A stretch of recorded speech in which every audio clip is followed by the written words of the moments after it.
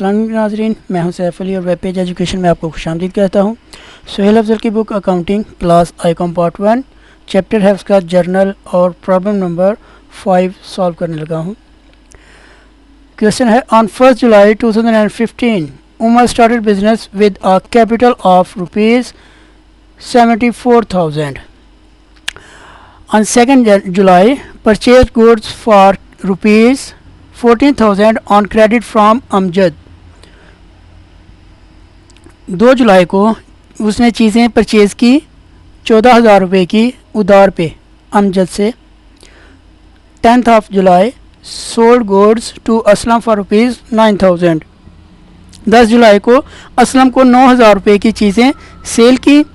On 14th July cash given to Amjad ₹13,800 and received discount ₹200। 14 जुलाई को अमजद को 13,800 रुपये दिए और 200 रुपये डिस्काउंट रिसीव किया। On 19th July received cash from Aslam ₹8,800 in full settlement of account। 19 जुलाई को असलम से 8,800 रुपये वसूल किए उसके अकाउंट की फुल सेटलमेंट में। रिक्वायरमेंट में वो कहता है record the above transactions in journal. Journal का परफॉर्मा है सबसे पहले प्रोप्राइटर का नाम, नीचे for the month of July 2015 और परफॉर्मा है date, details, ledger folio, debit amount और क्रेडिट अमाउंट। पहली एंट्री है कैश टू कैपिटल।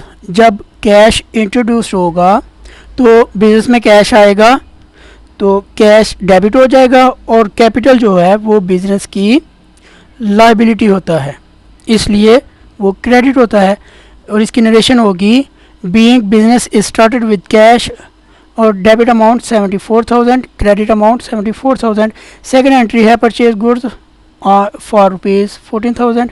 अब अमजद से उधार पे चीज़ें ख़रीदी जा रही हैं तो परचेजेज हमेशा डेबिट होती हैं, अमजद क्रेडिट हो जाएगा क्योंकि उसका नाम आ रहा है तो वो क्रेडिटर हो जाएगा।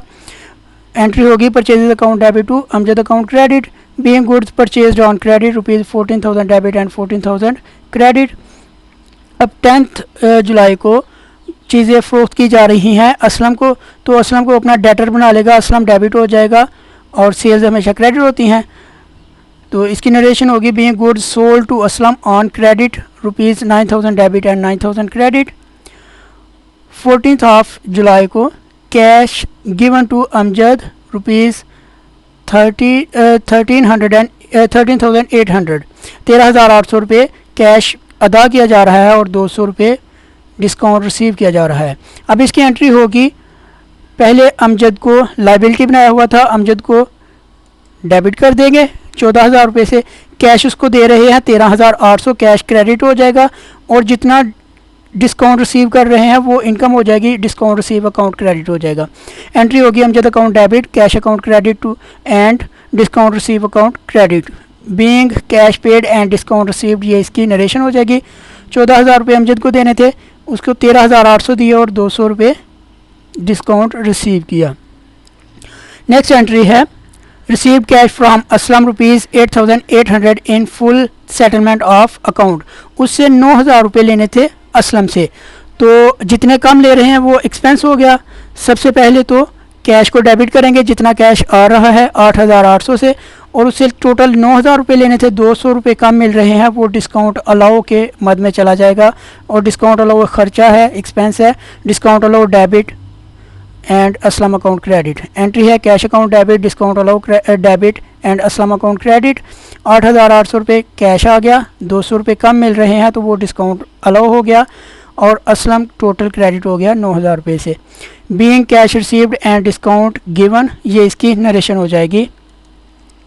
नाज़रीन, यहाँ हमारा सवाल मुकम्मल होता है। शुक्रिया।